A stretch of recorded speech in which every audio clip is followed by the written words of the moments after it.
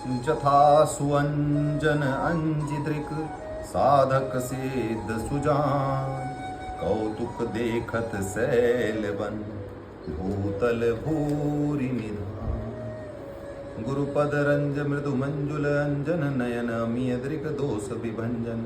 तेहि करि विमल विवेक विलोचन बरनौ रामचरित भवमोचन। बंदौ प्रथम महिषुर चरना मोह जनित संशय सब हरना।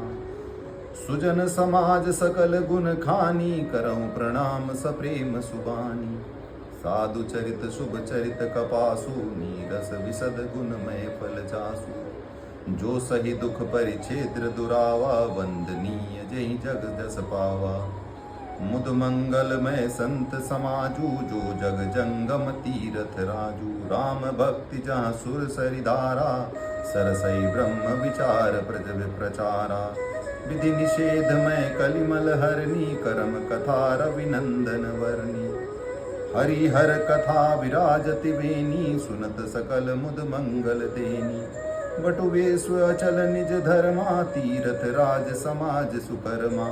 सबई सुलभ सब दिन सब देशा सेवत सादर समन कलेशा। अकथ अलौकिक तीरथ राहु देई सद्य फल प्रकट प्रभाऊ। अर्थात जैसे सिद्धांजन को नेत्रों में लगाकर साधक सिद्ध और सुजान पर्वतों वनों और पृथ्वी के अंदर कौतुक से ही सभी खाने देख लेते हैं, उसी प्रकार श्री गुरु महाराज के चरणों की रज कोमल और सुंदर नयनामृत अंजन है जो नेत्रों के दोषों का नाश करने वाला है। उस अंजन से विवेक रूपी नेत्रों को निर्मल करके मैं संसार रूपी बंधन से छुड़ाने वाले श्री रामचंद्र जी का के चरित्र का वर्णन करता हूँ। पहले पृथ्वी के देवता ब्राह्मणों के चरणों की वंदना करता हूँ जो अज्ञान से उत्पन्न सब संदेहों को हरने वाले।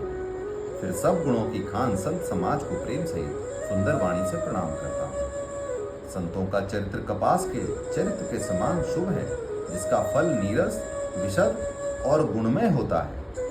जैसे कपास लोढ़े जाने के बाद जोते जाने के बाद बुने जाने के बाद कष्ट सहकर भी वस्त्र के रूप में परिणित होकर दूसरों के गोपनीय स्थानों को ढकता है। संत स्वयं दुख सहकर दूसरों के छिद्रों अर्थात दोषों को ढकते हैं जिसके कारण उसने जगत में वंदनीय यश को प्राप्त किया है। संतों का समाज आनंद और कल्याणमय है जो जगत में चलता फिरता तीर्थराज प्रयाग है जहाँ उस संत समाज रूपी प्रयागराज में राम भक्ति रूपी गंगा जी की धारा और ब्रह्म विचार का प्रचार सरस्वती जी स्वयं करती है। विधि और निषेध रूपी कर्मों की कथा कलयुग के पापों को हरने वाले सूर्य तनया यमुना जी हैं और भगवान विष्णु और शंकर जी की कथाएं त्रिवेणी रूप से सुशोभित हैं जो सुनते ही सब आनंद और कल्याणों को देने वाली हैं। अपने धर्म में अटल विश्वास है वह अक्षय वट और शुभ कर्म भी उस तीर्थराज समाज के परिकर हैं।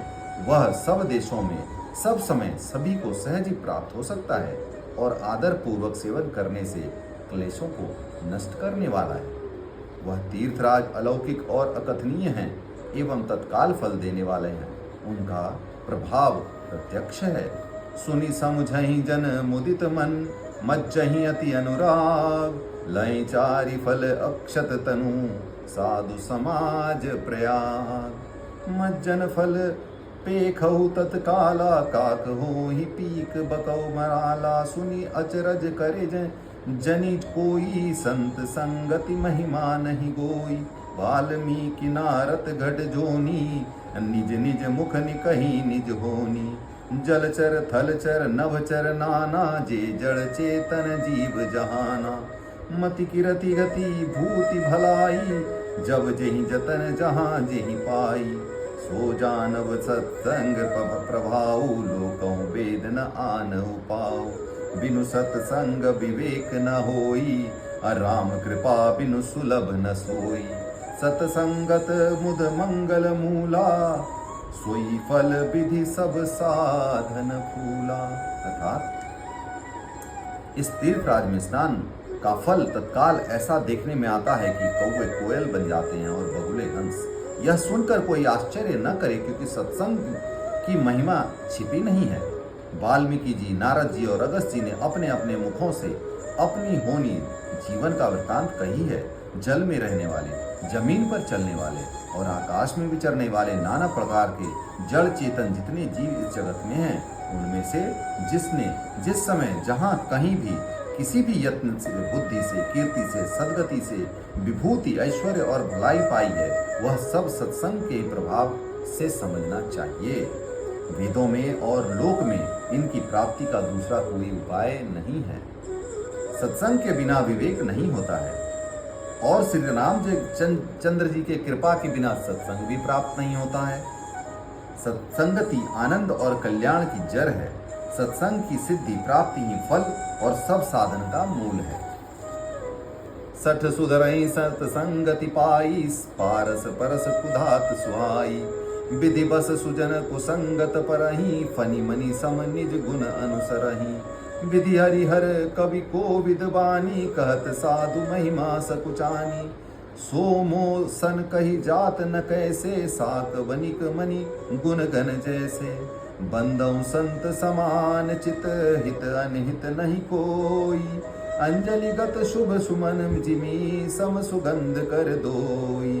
संत सरल चित जगत हित, जानि स्वभाव सनेहु। बाल विनय सुनि करि कृपा, राम चरण रति देहु। अर्थात दुष्टों की संगति दुष्ट सत्संगति से सुधर जाते हैं। जैसे पारस के स्पर्श से लोहा सुहावना हो जाता है, किंतु देव योग से यदि कभी सज्जन कुसंगति में पड़ जाते हैं तो वे वहां भी सांप के मणि के समान अपने गुणों का ही अनुसरण करते हैं। अर्थात जिस प्रकार सांप का संसर्ग पाकर भी मणि उसके विष को ग्रहण नहीं करती तथा अपने सहज गुण प्रकाश को नहीं छोड़ती, उसी प्रकार साधु पुरुष दुष्टों के संग में रहकर भी दूसरों को प्रकाश देते हैं। दुष्टों का उन पर कोई प्रभाव नहीं पड़ता। ब्रह्मा जी, विष्णु जी, शिव जी, कवि और पंडितों की वाणी भी संत महिमा का वर्णन करने में सकुचाती है। वह मुझसे किस प्रकार नहीं कही जाती। जैसे साग तरकारी बेचने वाले मणियों के गुण समूह नहीं कहे जाते, मैं संतों को प्रणाम करता हूँ जिनके चित्त में समता है, जिनका न कोई मित्र है न शत्रु। जैसे अंजलि में रखे हुए सुंदर फूल दोनों ही हाथों को समान रूप से सुगंधित करते हैं, वैसे ही संत शत्रु और मित्र दोनों का समान रूप से कल्याण करते हैं। संत सरल हृदय और जगत के हितकारी होते हैं। उनके ऐसे स्वभाव और स्नेह को जानकर मैं विनय करता हूँ। मेरी इस बाल विनय को सुनकर कृपा करके श्री राम जी के चंद्र जी के चरणों में मुझे प्रीति दें। बहुरी बंदी खल गन सती भाए, जे बिनु काज दाहिने बाएं। परहित हानि लाभ जिन केरे, उजरे हर्ष विषाद बसेरे। हरिहर जस राकेश राहु से, पर अकाज भट सहस बाहु से। जे पर दोष लखई साखी, परहित घृत जिनके मन माखी। तेज कृसानु रोष मही शेषा, अग अवगुण घन धनी धनेशा। उदय केत सम हित सबही के, कुंभकर्ण सम सोवत नीके। पर अकाजु लगी तनु परिहरही, जिमिहिम उपल कृषि दलिगरही। बंदौ खल जस शेष सरोषा, सहस बदन बर नहीं पर दोषा। पुनि प्रणवं पृथुराज समाना, पर अग सुनई सहस दस काना। बहुरी शक्र सम बिनवं तेहि, संतत सुरानीक हित जेहि। बचन वज्र जेहि सदा पियारा, सहस नयन पर दोष निहारा। उदासीन अरुमित हित, सुनत जरहि खल रीति। जानि पानी जुग जोरी जन, विनति करहि सप्रीति। अब मैं सच्चे भाव से दुष्टों को प्रणाम करता हूँ, जो बिना ही प्रयोजन अपना हित करने वालों के भी प्रतिकूल आचरण करते हैं। दूसरों के हित की हानि ही जिनकी दृष्टि में लाभ है, जिनको दूसरों के उजड़ने में हर्ष और बसने में विषाद है, जो हरि और हर के यश रूपी पूर्णिमा के चंद्रमा के समान राहु के समान है, चंद्रमा के लिए राहु के समान है। अर्थात जहाँ जहाँ भगवान विष्णु या शंकर के यश का वर्णन हो उसमें बाधा देते हो, और दूसरों की बुराई करने में सहस्त्रबाहु के समान वीर हैं, जो दूसरों के दोषों को हजार आंखों से देखते हैं और दूसरों के हित रूपी घी के लिए जिनका मन मक्खी के समान, अर्थात जिस प्रकार मक्खी घी में गिरकर उसे खराब कर देती है और स्वयं भी मर जाती है, उसी प्रकार दुष्ट लोगों दुष्ट लोग दूसरों के बने बनाए काम को अपनी हानि करके भी बिगाड़ देते हैं। जो तेज में अग्नि और क्रोध में यमराज के समान है, पाप और अवगुण रूपी धन में कुबेर के समान धनी है, जिनकी बढ़ती सभी के हित का नाश करने के लिए केतु पुच्छल तारे के समान है,